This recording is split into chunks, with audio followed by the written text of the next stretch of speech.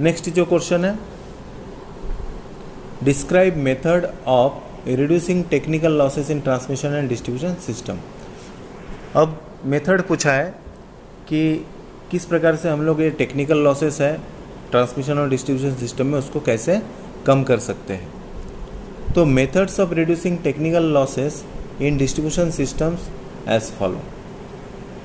तो पहला जो पॉइंट है, किस किस माध्यम के द्वारा कैसे हम लोग टेक्निकल लॉसेस को रिड्यूस कर सकते हैं, तो इसमें दिया है। पहला जो पॉइंट है, point out the weakest area of more technical losses in the distribution system. तो पहला जो पॉइंट है कि कौन सा ऐसा सेक्शन है, कौन सा ऐसा डिपार्टमेंट है, कौन सा ऐसा एरिया है जहाँ पे हमारा टेक्निकल लॉसेस ज़्यादा हो रहा है डिस्ट्रीब्यूशन सिस्टम में, उसको पॉइंट आउट करना है ना, उसको फाइंड आउट करना है और उसको ओवरकम करके हम लोग टेक्निकल लॉसेस को कम कर सकते हैं। सेकेंड जो पॉइंट है, the distribution transformer should be always located near the load centre. तो ये जो डिस्ट्रीब्यूशन ट्रांसफार्मर है, डिस्ट्रीब्यूशन ट्रांसफार्मर कहीं पे है, वहाँ से लोड सेंटर समझो 2-3 किलोमीटर दूर है, तो क्या है, इतने दूरी तक अगर पावर जाएगा तो जाते जाते क्या होगा, वोल्टेज ड्रॉप हो जाएगा और जो लॉसेस वो बढ़ जाता है। इसलिए बोला गया है कि जो डिस्ट्रीब्यूशन ट्रांसफार्मर है लोड सेंटर के पास पे ही इंस्टॉल करना चाहिए, जिससे कि लॉसेस कम हो। इसलिए देखते होंगे कि जो लोड एरिया है सभी के घर के पास में देखना, खम्भे के ऊपर पोल माउंटेड ट्रांसफार्मर रहता है, डिस्ट्रीब्यूशन ट्रांसफार्मर रहता है, जिससे कि लोड सेंटर के पास में ही ट्रांसफार्मर रहे और ये टेक्निकल लॉसेस जो है वो कम हो। तो इस प्रकार से सेकेंड पॉइंट है। थर्ड जो पॉइंट है, the capacity of the distribution transformer should be less. तो डिस्ट्रीब्यूशन ट्रांसफार्मर जो है उसका कैपेसिटी, क्योंकि जितना ज़्यादा कैपेसिटी का ट्रांसफार्मर रहेगा उतना ज़्यादा उसमें आयरन लॉस, कॉपर लॉस वगैरह होगा, यानी ओवरऑल जो ट्रांसफार्मर का लॉसेस है वो ज़्यादा होगा। तो लोड सेंटर के हिसाब से डिस्ट्रीब्यूशन ट्रांसफार्मर जो है उसका कैपेसिटी फिक्स करना चाहिए, वो जितना कम रहेगा उतना लॉसेस कम होगा। फोर्थ जो पॉइंट है, reduce the overload on the distribution transformer and if required install more additional transformer. तो हमने पहले तो लो कैपेसिटी का ट्रांसफार्मर लगाया। लोड कैपेसिटी का मतलब है कि रिक्वायर्ड कैपेसिटी के हिसाब से ट्रांसफार्मर लगाया, डिस्ट्रीब्यूशन ट्रांसफार्मर, जिससे कि टेक्निकल लॉसेस कम हो। अब अगर हमारा लोड बढ़ रहा है, क्योंकि लोड सेंटर में लोड जो है वो सालों साल सेम नहीं रहता है, साल दर साल जो है लोड बढ़ते जाता है, तो अगर वो ट्रांसफार्मर के ऊपर ओवरलोड हो रहा है तो भी टेक्निकल लॉसेस होगा। तो ऐसे कंडीशन में क्या करना होगा कि हमको एडिशनल जो है ट्रांसफार्मर उसके साथ कनेक्ट करना पड़ेगा, जिससे कि लोड को मैनेज कर सके। तो इस प्रकार से ओवरलोड भी नहीं होना चाहिए और अंडर लोड भी नहीं होना चाहिए। जैसे लोड का रिक्वायरमेंट बढ़ता है या लोड सेंटर का लोड बढ़ जाता है तो एडिशनल ट्रांसफार्मर को ऐड करना पड़ेगा। फिफ्थ जो पॉइंट है, use energy efficient transformer in which amorphous core material is use. अब जो एडवांस में ट्रांसफार्मर आया है, पहले का जो है सिलिकॉन स्टील है ना, उस मटेरियल का जो कोर बना हुआ रहता है, जिसमें जो आयरन लॉस है काफ़ी ज़्यादा होता था।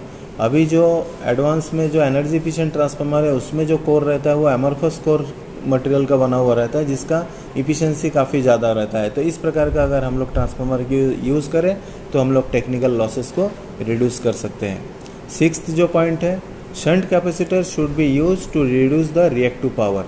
तो ये जो केवीए और किलोवाट हम रिक्वायरमेंट दी है केवीए का और हम लोग यूज़ कर रहे हैं किलोवाट में, तो ये जो रिएक्टिव पावर जितना ज़्यादा रहेगा हमारा जो पावर कंजम्पशन हो कम होगा, लेकिन केवीए ज़्यादा लेगा और कंजम्पशन कम होगा। तो ये पावर, रिएक्टिव पावर को अगर हम लोग रिड्यूस कर सकें तो केवीए और केडब्ल्यू अगर सेम रहेगा तो टेक्निकल लॉसेस जो है वो कम कर सकते हैं। और वो कैसे कम कर सकते हैं, ये जो कैपेसिटर है शंट कैपेसिटर वो लगा के रिएक्टिव पावर को रिड्यूस कर सकते हैं। इस प्रकार से टेक्निकल लॉसेस कम कर सकेंगे। 7 जो पॉइंट है, using the HVDC system for long distance transmission. तो HVDC सिस्टम अगर बहुत लॉन्ग हमारा जो डिस्टेंस ट्रांसमिशन समझो कि मोर देन 500 किलोमीटर है, ऐसे कंडीशन में क्या है कि ये जो HVDC सिस्टम है वो ज़्यादा इकोनॉमिकल होता है, क्योंकि HVDC में क्या है, हाई वोल्टेज DC ट्रांसमिशन। अब हमको मालूम है कि AC सप्लाई में ये रेजिस्टेंस रहता है, कैपेसिटेंस रहता है, इंडक्टेंस रहता है, इसके वजह से जो है लॉसेस ज़्यादा हो जाता है। जबकि जो DC सिस्टम में उसमें सिर्फ रेजिस्टेंस रहता है, तो ये जो कैपेसिटिव रिएक्टेंस की वजह से जो लॉसेस होता है, इंडक्टिव रिएक्टेंस की वजह से जो लॉसेस होता है वो कम हो जाता है। तो इसलिए अगर हमारा ट्रांसमिशन डिस्टेंस काफ़ी ज़्यादा है, अराउंड 500 किलोमीटर से ज़्यादा, उस कंडीशन में HVDC सिस्टम जो है मोर इकोनॉमिकल होता है। तो ऐसे टाइम पे हम लोग HVDC सिस्टम को यूज़ करके टेक्निकल लॉसेस को रिड्यूस कर सकते हैं। नेक्स्ट जो 8 पॉइंट है, यूजिंग ACSR या फिर bundle conductor instead of solid conductor. तो ये जो ACSR कंडक्टर है या फिर बंडल कंडक्टर को यूज़ करके भी हम लोग टेक्निकल लॉसेस को कम कर सकते हैं, इंस्टेड ऑफ यानी सॉलिड कंडक्टर के बदले में। सॉलिड कंडक्टर में कैसे क्या रहता है, हम लोग TDP में पढ़े, उसमें क्या होता है कि जो स्किन इफेक्ट की वजह से जो करंट फ्लो होता है वो कंडक्टर के सरफेस से फ्लो होता है। कोर जो सेंटर एरिया में रहता है कंडक्टर के, वहाँ पे करंट फ्लो नहीं होता। इसके वजह से क्या होता है, रेजिस्टेंस बढ़ जाता है। अब अगर हम लोग सॉलिड कंडक्टर के बदले अगर ACSR कंडक्टर है, एल्यूमिनियम कंडक्टर स्टील रेनफोर्स, तो aluminium conductor steel reinforce means number of conductor का बंच रहेगा एल्यूमिनियम का कंडक्टर का, और सेंटर में जो स्टील रेनफोर्स मीन्स स्टील का कंडक्टर रहता है जो स्ट्रेंथ प्रोवाइड करने के लिए यूज़ किया जाता है। या फिर बंडल कंडक्टर का यूज़ कर सकते हैं, जिससे कि कंडक्टर का साइज़ भी ज़्यादा कंडक्टर का साइज़ भी कम रहेगा, लेकिन नंबर ऑफ कंडक्टर ज़्यादा होने की वजह से करंट जो है वो ज़्यादा फ्लो होगा, रेजिस्टेंस कम होगा। तो इस प्रकार से ये ACSR कंडक्टर या फिर बंडल कंडक्टर को यूज़ करके भी हम लोग टेक्निकल लॉसेस को रिड्यूस कर सकते हैं। नेक्स्ट जो 9 पॉइंट है, बाय पावर फैक्टर कंट्रोलिंग। तो इसके पहले क्वेश्चन में हम लोग पावर फैक्टर से किस प्रकार का टेक्निकल लॉसेस होता है उस पर भी डिस्कस किए। तो पावर फैक्टर को कंट्रोल करके भी हम लोग टेक्निकल लॉसेस को रिड्यूस कर सकते हैं by minimising I2R losses. I2R loss means copper loss. तो ये जो रेजिस्टेंस को कम करके यानी कॉपर लॉस को रिड्यूस करके भी हम लोग टेक्निकल लॉसेस को कम कर सकते हैं। अब कॉपर लॉस को कैसे रिड्यूस कर सकते हैं, हाई क्वालिटी का कॉपर कंडक्टर यूज़ करना पड़ेगा। अब जैसे अभी बोला है कि फ्लेक्सिबल कंडक्टर के यूज़ करना है, या फिर ये जो बंडल कंडक्टर है उसको यूज़ करके हम लोग ये लॉसेस को मिनिमाइज़ करके भी टेक्निकल लॉस कम कर सकते हैं। नेक्स्ट जो लास्ट पॉइंट है 11 point, by balancing load current. तीनों फेज़ में जो है करंट जो है वो सेम रहना चाहिए। अगर अनबैलेंस हो जाता है तो नेगेटिव सीक्वेंस जो करंट है वो रिवर्स में फ्लो होता है, उसकी वजह से भी लॉसेस बढ़ जाता है। तो इस प्रकार से ये जो बैलेंस करके लोड करंट को बैलेंस करके भी हम लोग टेक्निकल लॉसेस रिड्यूस कर सकते हैं। तो ये हमने देखे कि किस किस तरीके से हम लोग टेक्निकल लॉसेस को ट्रांसमिशन एंड डिस्ट्रीब्यूशन सिस्टम में रिड्यूस कर सकते हैं। तो 11 पॉइंट देखें। अब नेक्स्ट क्वेश्चन को देखते हैं, explain how balancing of phase current conserve energy in transmission line. अब जो बैलेंसिंग फेज करंट को बैलेंस करके कैसे एनर्जी कंजर्व कर सकते हैं उसके ऊपर एक्सप्लेन करो। तो बैलेंसिंग ऑफ फेज करंट, तो balancing of phase current means proper 3 phase load always drawn equal current in all line, but single phase load in the 3 phase 4 wire system or load connected between 2 phase line leads to unequal current in the line. This leads to circulating current in transformer neutral conductor, due to which losses increase. Hence balancing of such feeder current is needed to reduce the copper loss. तो जैसे पहले ही बोला गया है कि जैसे 3 phase load है उसमें जो तीनों फेज़ में इक्वल करंट होना चाहिए, ठीक है, तीनों फेज़ में इक्वल करंट होना चाहिए या फिर इक्वल करंट होता है। लेकिन जो single phase 3 phase 4 wire system में सिंगल फेज़ जो रहता है या फिर लोड जो कनेक्टेड रहता है 2 फेज़ लाइन में, तो लीड्स टू अनइक्वल करंट। है ना। तो 3 फेज़ 4 वायर सिस्टम में अगर समझो कोई सिंगल फेज़, कोई भी एक फेज़ अगर आउट हो गया या फिर सिंगल फेज़ में सप्लाई नहीं है, इससे क्या है कि या फिर सिर्फ 2 ही लाइन फेज़ में सप्लाई है, तो इससे क्या हो जाता है, अनबैलेंस हो जाता है ना। इससे क्या है कि सर्कुलेटिंग करंट इन ट्रांसफार्मर, तो ट्रांसफार्मर में रिवर्स में नेगेटिव सीक्वेंस करंट फ्लो होता है और न्यूट्रल कंडक्टर में करंट फ्लो होता है, जिसके वजह से लॉसेस बढ़ जाता है। हेंस बैलेंसिंग सच फीडर, जिस प्रकार से अगर तीनों फेज़ में अगर इक्वल करंट नहीं है तो उसको बैलेंस करके हम लोग कॉपर लॉस को रिड्यूस कर सकते हैं। तो ये बैलेंस करना बहुत ही इम्पोर्टेंट है। सेकेंड जो पॉइंट है, as the result of unequal load on individual line sequence component of them cause over heating. ये जो नेगेटिव सीक्वेंस करंट फ्लो होता है रिवर्स में, तो उसके वजह से क्या है कि जो कंपोनेंट या फिर मोटर होगा या जनरेटर होगा उसमें रिवर्स करंट फ्लो होता है और वो क्या है, ओवर हीटिंग होगा ट्रांसफार्मर के केबल में और मोटर में, और इसके वजह से क्या होगा कि वो लॉसेस बढ़ जाएगा और रिजल्टिंग इन मोटर मल फंक्शनिंग, मोटर जो है प्रॉपर वर्क नहीं करेगा अंडर अनबैलेंस लोड कंडीशन। तो इस प्रकार से लॉसेस है अनबैलेंस कंडीशन में, तो उसको बैलेंस करके ही हम लोग इस लॉसेस को रिड्यूस कर सकते हैं, टेक्निकल लॉसेस को इम्प्रूव कर सकते हैं। थर्ड जो पॉइंट है, due to unequal loading in the single phase of 3 phase 4 wire system, the voltage drawn in line are different that create unequal phase line voltage at the load tending to unhealthy effect on load। तो अगर 3 phase 4 wire system में अगर किसी भी एक phase में unbalance loading होता है तो उससे क्या है कि अनइक्वल वोल्टेज जो है लाइन में होता है, यानी हर तीनों फेज़ में अलग अलग वोल्टेज रहेगा, जिसके वजह से लोड के ऊपर जो है उसका बुरा इफ़ेक्ट गिरेगा, अनइक्वल अनहेल्दी इफ़ेक्ट लोड के ऊपर होगा। तो जैसे large furnace oven of single phase are example of such load. अगर हमने एक सिंगल फेज़ ओवन लगाया या फिर फर्नेस लगाया तो ये क्या है कि जैसे ही हम लोग ये सिंगल फेज़ ओवन को ऑपरेट करेंगे तो इस फेज़ में ज़्यादा करंट फ्लो होगा, बाकी 2 फेज़ में कम करंट रहेगा। इस प्रकार से ये अनबैलेंस हो जाता है। Hence it become necessary to equate balance the 3 phase of the supply terminal.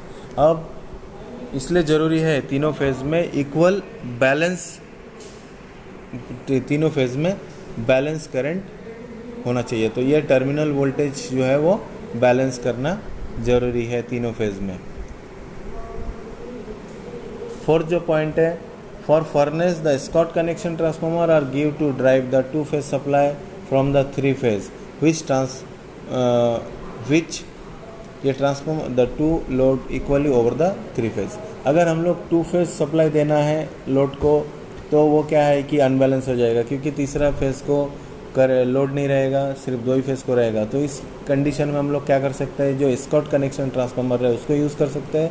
वो ट्रांसफार्मर क्या करता है, 3 फेज सप्लाई को 2 फेज में कन्वर्ट करता है। तो 2 फेज़ में कन्वर्ट करेगा तो तीनों फेज़ में फिर क्या रहेगा, इक्वल लोड रहेगा, है ना। 3 फेज़ के जो इसमें प्रॉपरली बैलेंस करके ये ट्रांसफार्मर 3 फेज़ टू 2 फेज़ बना के अपने को लोड को कनेक्ट करने के लिए देगा। तो इस प्रकार से हम लोग स्कॉट कनेक्शन ट्रांसफार्मर को यूज़ करके भी टेक्निकल लॉसेस को कम कर सकते हैं। Unequal loading is also created due to unequal length of feeder of the 3 phase. Hence it is necessary to current operate balance the maximum। तो जैसे unequal loading है ना, is also created। unequal होता है अगर हमारा फीडर जो है, फीडर का लेंथ अगर अनइक्वल है, 3 फेज़ है, तीनों फेज़ में 2 फेज़ का लेंथ कम, 1 फेज़ का लेंथ ज़्यादा, तो वो तीसरे फेज़ में वोल्टेज जो है कम रहेगा। तो इस प्रकार से अनइक्वल लेंथ ऑफ फीडर के वजह से भी अनइक्वल लोडिंग होता है। तो इसलिए ज़रूरी है कि करंट को ऑपरेट करना है बैलेंस कंडीशन में, है ना, मैक्सिमम बैलेंस कंडीशन में बनाए रखने की कोशिश करना है। Balancing of phase try to, अब बैलेंसिंग करने से क्या होता है, तो मेक यूनिफॉर्म फेज लोडिंग, तीनों फेज में इक्वल लोड रहेगा। Reduce reactive power loss, reactive power loss जो है वो कम होगा। Improve voltage quality on feeder, और जो वोल्टेज क्वालिटी है वो फीडर में इम्प्रूव होगा। तो ये बैलेंसिंग मस्ट है, बहुत ही इम्पॉर्टेंट है। फोर्थ जो पॉइंट है, the balancing of load has to be done such that feeder are properly loaded all along the length. तो बैलेंसिंग इस प्रकार से करना है कि जो फीडर है, फीडर पे properly load through out the length properly load होना चाहिए। अब अनबैलेंसिंग का एक एग्जांपल बताता हूँ। जैसे हमारे घर के सामने जो डिस्ट्रीब्यूशन पोल है वहाँ पे गौर करना है। देखेंगे कि वहाँ से सभी घरों को डोमेस्टिक जो रेसिडेंशियल जो सर्विस कनेक्शन कनेक्ट होता है वहाँ से दिया जाता है। अब किसी के घर में आर फेज़ है, कुछ घरों में वाई फेज़ है, किसी घरों में बी फेज़ है। अगर वो सभी एक ही फेज़ में लगा रहेगा, बाकी दो फेज़ में लोड ही नहीं रहेगा, सिर्फ एक ही फेज़ में रहेगा, तो उस कंडीशन में भी अनबैलेंसिंग होता है। इसलिए तुम गौर करना कि जो लोड है यानी सभी घरों को सप्लाई जो है वो इक्वली देने की कोशिश करता है। कुछ घरों को आर फेज़ से दिया जाएगा, कुछ घरों को वाई फेज़ से, कुछ घरों को वी फेज़ से। इस प्रकार से वो बैलेंस करते हैं फीडर में। ठीक है, नेक्स्ट क्वेश्चन को देखते हैं। Explain energy conservation transmission distribution system by using compensating reactive power. तो रिएक्टिव पावर को कैसे हम लोग कम करके एनर्जी कंजर्व कर सकते हैं ट्रांसमिशन और डिस्ट्रीब्यूशन सिस्टम में। तो जो रिएक्टिव पावर है drawn through the line due to heavy reactive load leads to increase in KVA and higher current in line. अब रिएक्टिव पावर जैसे हम लोग बोले कि लोड के ऊपर डिपेंड करता है। जैसे इंडक्टिव लोड है वो ज़्यादा रिएक्टिव पावर लेगा, है ना। उसकी वजह से हैवी रिएक्टिव लोड होता है जो इंडक्टिव लोड है, उसकी वजह से जो है केवीए हमारा बढ़ जाता है और करंट जो है इन लाइन बढ़ जाता है। This current leads to higher line heat loss, heavy line voltage drop and following line efficiency. तो ये जो करंट है, हेवी लाइन जो करंट है, उसके वजह से हीट बढ़ जाएगा, हीटिंग लॉस बढ़ जाएगा, हेवी लाइन वोल्टेज ड्रॉप बढ़ जाएगा और हमारा जो इफ़िशिएंसी है वो कम हो जाएगा। If this reactive power is compensate near the load and the current get reduce decreasing the line loss and lowering the line voltage drop. अब ये रिएक्टिव पावर जो है उसको अगर हमको कम करना है ना, द करंट जो है reduce decreasing, current get reduce decreasing the line loss and lowering the voltage drop. तो ये जो रिएक्टिव पावर कंपेंसेटर है उसको क्या है कि लोड एंड के पास में ही लगाना है, जिससे कि हमारा जो करंट है, रिएक्टिव करंट जो है वो डिक्रीज़ होगा और लाइन लॉस जो है वो कम होगा और वोल्टेज ड्रॉप भी साथों साथ हमारा कम होगा। इसलिए जो रिएक्टिव पावर कंपेंसेटर है वो लोड के पास में ही लगाना है, लोड एंड के पास में लगाना है। फोर्थ पॉइंट है the compensation also helps to supply higher load as per the system capacity. तो ये कंपेंसेशन करने से, है ना, तो हम लोग अगर रिएक्टिव पावर को कंपेंसेट करते हैं तो हम ज़्यादा लोड कनेक्ट कर सकते हैं सिस्टम कैपेसिटी के हिसाब से। यानी अगर एग्जांपल देखें कभी कि ग्लास में हम लोग जब कोल्ड ड्रिंक्स डालते हैं तो जैसे ही झाग बनता है तो नीचे में देखेंगे कि थोड़ा सा ही कोल्ड ड्रिंक्स है और ऊपर में झाग बन के है। तो ये जो झाग वाला पार्ट है उसको रिएक्टिव पावर मान सकते हैं। वो जितना ज़्यादा झाग कम रहेगा उतना हमारा जो कोल्ड ड्रिंक्स ज़्यादा मिलेगा। तो कहने का मतलब है कि जितना रिएक्टिव पावर कम रहेगा उतना ज़्यादा हम लोग पावर को यूज़ कर सकते हैं, उसके ऊपर लोड लगा सकते हैं। तो ये कंपेंसेशन करके, रिएक्टिव पावर को कंपेंसेट करके हम लोग लोड कैपेसिटी बढ़ा सकते हैं। There are reactive power compensation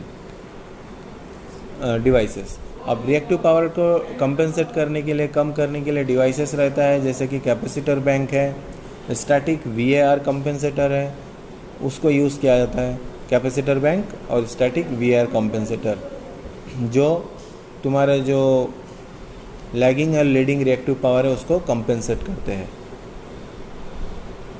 ठीक है, तो इस प्रकार से हम लोग कंपेंसेटर लगा के, पावर कंपेंसेटर लगा के हम लोग एनर्जी कंजर्व कर सकते हैं डिस्ट्रीब्यूशन और ट्रांसमिशन सिस्टम में। तो आज यहाँ तक ही रखते हैं पार्ट 2 को। तो उम्मीद करता हूँ आप लोगों को अच्छा लगा होगा, और अगर अच्छा लगा है तो लाइक करो, सब्सक्राइब करो और अधिक से अधिक लोगों तक इसे शेयर करो।